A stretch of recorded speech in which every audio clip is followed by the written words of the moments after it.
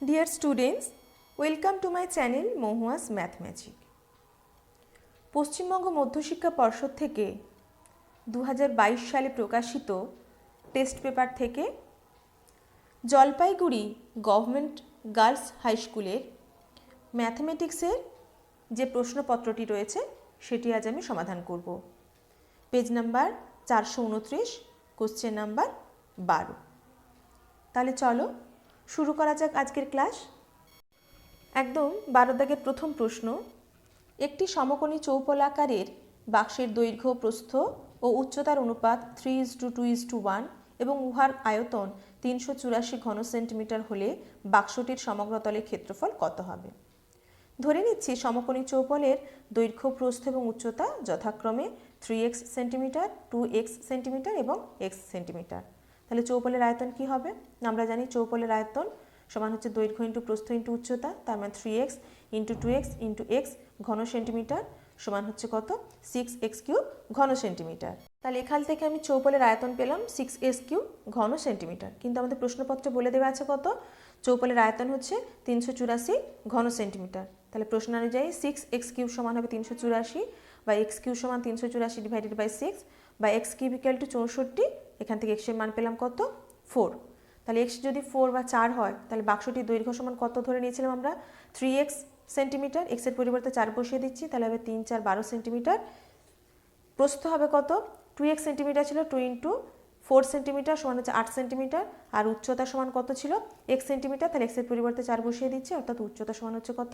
4 centimetre. তাহলে এখান থেকে আমরা বাক্সটির দৈর্ঘ্য, প্রস্থ এবং উচ্চতা তিনটেই পেয়ে গেলাম।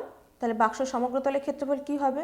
2 ইন্টু দৈর্ঘ্য ইন্টু প্রস্থ প্লাস প্রস্থ ইন্টু উচ্চতা প্লাস উচ্চতা ইন্টু দৈর্ঘ্য বর্গ একক, তাই তো? তাহলে যদি মানগুলো বসিয়ে দিই সমান হবে 2 ইন্টু দৈর্ঘ্য ইন্টু প্রস্থ, দৈর্ঘ্য ইন্টু প্রস্থ সমান কত হবে? 12 ইন্টু 8 প্লাস প্রস্থ ইন্টু উচ্চতা অর্থাৎ 8 ইন্টু 4 প্লাস উচ্চতা ইন্টু দৈর্ঘ্য, তার মানে 4 ইন্টু 12 বর্গ সেন্টিমিটার সমান 2 গুণিত 96, এখানে 4 8 32 প্লাস 4 12 48 বর্গ সেন্টিমিটার সমান 2 গুণিত এই তিনটে পদের যোগ করলে মান বেরোচ্ছে 176 বর্গ সেন্টিমিটার সমান হচ্ছে 352 বর্গ সেন্টিমিটার। অর্থাৎ বাক্সটির সমগ্র তলের নির্ণেয় ক্ষেত্রফল হলো 352 বর্গ সেন্টিমিটার। এরপরে সমাধান করব 12 দাগের 2 এর প্রশ্ন। একটি এক মুখ খোলা লম্ববৃত্তাকার চোঙাকৃতি পাত্রের সমগ্র তলের ক্ষেত্রফল 1474 বর্গ সেন্টিমিটার। পাত্রটির ভূমির ব্যাসের দৈর্ঘ্য 14 সেন্টিমিটার হলে পাত্রটিতে কত লিটার জল ধরবে? তাহলে পাত্রটির ভূমির ব্যাসার্ধ আর ইকুয়াল টু কত হবে? এখানে ব্যাস দেওয়া আছে 14 সেন্টিমিটার, ব্যাসার্ধ হবে তার অর্ধেক অর্থাৎ 14/2 সেন্টিমিটার সমান হচ্ছে 7 সেন্টিমিটার। ধরে নিচ্ছি পাত্রটির উচ্চতা 8 সেন্টিমিটার। সেক্ষেত্রে সমগ্র তলের ক্ষেত্রফল কত হবে? পাত্রটির সমান হবে পার্শ্বতলের ক্ষেত্রফল অর্থাৎ বক্রাকার তলের ক্ষেত্রফল প্লাস শুধুমাত্র ভূমির ক্ষেত্রফল, তাই তো? যেহেতু কি বলে দিয়েছে এক মুখ খোলা, তাহলে দুটো তলের ওপর তলে এবং নিচের তলের ক্ষেত্রফল নিতে পারবো না, শুধুমাত্র নিচের তল বা ভূমির তলের ক্ষেত্রফল নেব। 2πr/h প্লাস πr² বর্গ একক। এই দুটো পদ থেকে কমন চলে গেল πr, তাহলে πr কমন গেলে এখানে প্রথম পদ থেকে থাকবে কত? 2h প্লাস এখান থেকে πr কমন গেলে থাকছে r বর্গ একক।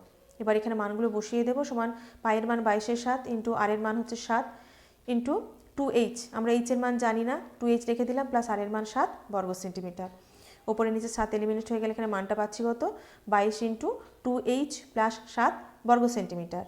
এখানে সমগ্র তলের ক্ষেত্রফল বেরোলো 22 ইন্টু 2h প্লাস 7 বর্গ সেন্টিমিটার, কিন্তু আমাদের প্রশ্নপত্রে দেওয়া আছে সমগ্র তলের ক্ষেত্রফল হচ্ছে 1474 বর্গ সেন্টিমিটার।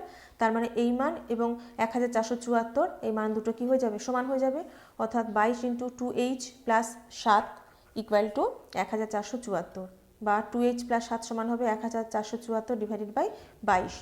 আমি এখানে হিসেব করে মানটা পেলাম কত? 67 বা 2h সমান হবে 67, এখানে মাইনাস প্লাস 7টা ডান দিকে গেলে -7 হবে, সেখান থেকে 2h এর ভ্যালু পাবো 60 বা h ইকুয়াল টু হবে কত? 30 সেন্টিমিটার। অতএব পাত্রটির উচ্চতা তাহলে আমি পেলাম 30 সেন্টিমিটার। অতএব পাত্রটির আয়তন সমান কি হবে? πr² ঘন একক সমান পায়ের মান 22/7 ইন্টু আর এর মান আমরা কত জানি? 7, তাহলে 7² ইন্টু h মানে উচ্চতা কত পেলাম? 30 সেন্টিমিটার। তাহলে 30 বসিয়ে দিলাম, আমাদের যেহেতু আয়তন বলেছে তার এককটা হবে কত? ঘন সেন্টিমিটার সমান 22/7 ইন্টু 7² মানে 7 ইন্টু 7 ইন্টু 30 ঘন সেন্টিমিটার সমান, আমি এখানে উপরে নিচে 7 7 এলিমিনেট করে দিলাম, তাহলে 22 ইন্টু 7 ইন্টু 30 সমান দাঁড়াচ্ছে 4620, এককটা হবে ঘন সেন্টিমিটার। এবার ঘন সেন্টিমিটার থেকে আমি ঘন ডেসিমিটারে যাব, তাহলে কী করতে হবে, 1000 দিয়ে ভাগ করতে হবে, 4.62 ঘন ডেসিমিটার সমান আমরা লিখেছি 4.62 লিটার। কেন না, যেহেতু 1 ঘন ডেসিমিটার সমান 1 লিটার, তাহলে 4.62 ঘন ডেসিমিটারের পরিবর্তে আমি 4.62 লিটার ব্যবহার করতে পারি। আর আমাদের লিটার এককে উত্তরটা চেয়েছে, সেজন্য আমরা এককটাকে চেঞ্জ করে ফেলাম। অতএব পাত্রটিতে 4.62 লিটার জল ধরে। 12 দাগের 3, একটি লম্ববৃত্তাকার শঙ্কুর ভূমিতলের ব্যাস 21 মিটার এবং উচ্চতা 14 মিটার।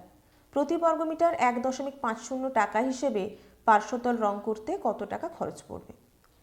এখানে শঙ্কুর ভূমিতলের ব্যাসার্ধ সমান কত হবে, ব্যাস দেওয়া আছে 21 মিটার, তাহলে ব্যাসার্ধ r হবে 21/2 মিটার, মানে ব্যাসের অর্ধেক 21/2 মিটার সমান 10.5 মিটার। আর উচ্চতা কত মিটার বলে দেওয়া আছে, দেখো উচ্চতা বলে দেওয়া আছে 14 মিটার, সেজন্য লিখেছি কত, 14 মিটার। অতএব তির্যক উচ্চতা l কত হবে, √h² প্লাস r² একক সমান √14² প্লাস 10.5 মিটার সমান √196 প্লাস 110.25 মিটার সমান √306.25 মিটার। তাহলে বর্গমূল করলে মানটা পাচ্ছি 17.5 মিটার। অতএব শঙ্কুর পার্শ্বতলের ক্ষেত্রফল সমান পাই আর এল বর্গ একক। আমি এখানে আর এবং এল এর মানটা কী করছি, বসিয়ে দিচ্ছি। সমান পাই হচ্ছে 22/7 ইন্টু আর হবে 10.5 ইন্টু এল হচ্ছে কত পেয়েছি আমরা, 17.5 এককটা হয়ে যাবে বর্গমিটার।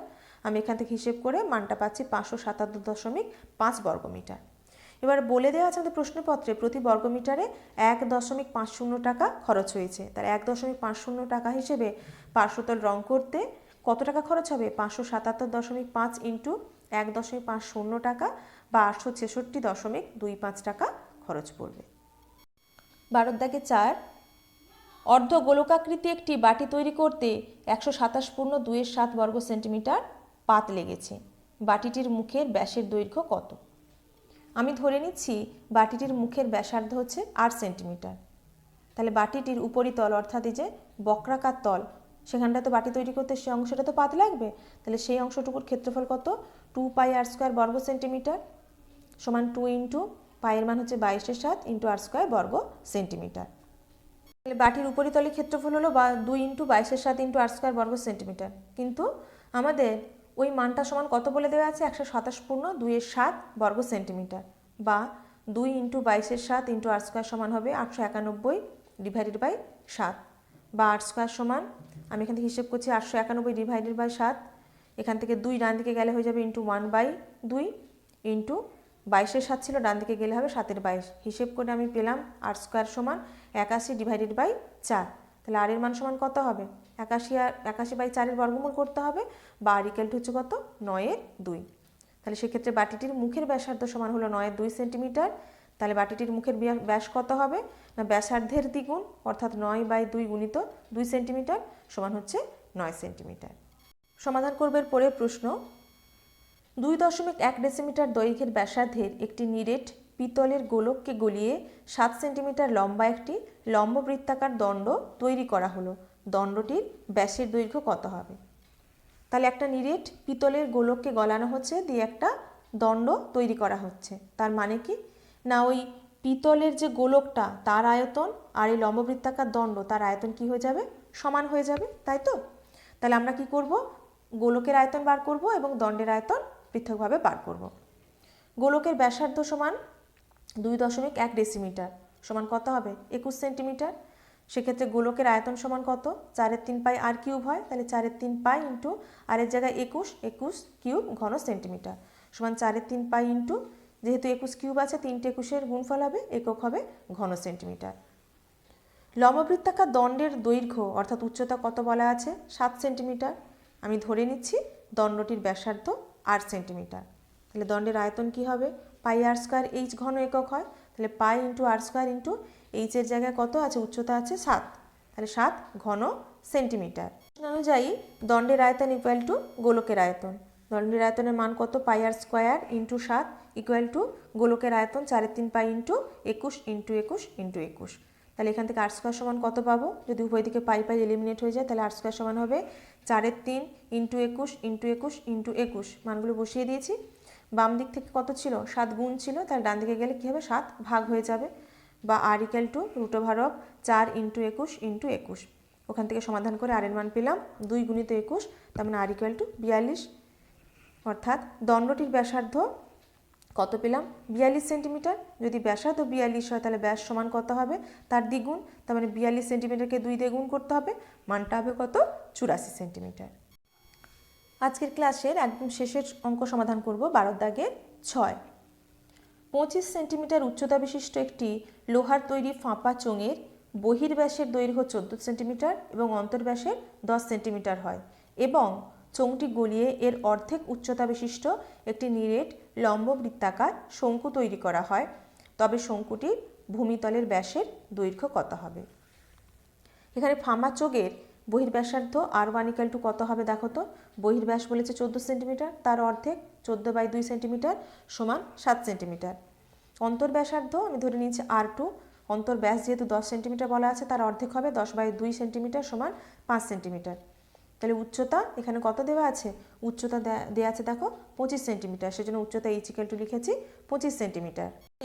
চোঙটিতে লোহার পরিমাণ কত হবে pi into r1 square minus r2 square into h ঘন একক সমান পাই ইন্টু r1 সমান কত পেয়েছি 7 সেন্টিমিটার, তাহলে 7 square minus r2 square, r2 ছিল 5 স্কোয়ার ইন্টু h হচ্ছে 25, তাহলে 25 ঘন সেন্টিমিটার সমান পাই ইন্টু 49 মাইনাস 5 স্কোয়ার সমান হবে 25 ইন্টু 25 ঘন সেন্টিমিটার সমান পাই ইন্টু 49 থেকে 25 বাদ দিলে 24 থাকে, 24 ইন্টু 25 ঘন সেন্টিমিটার।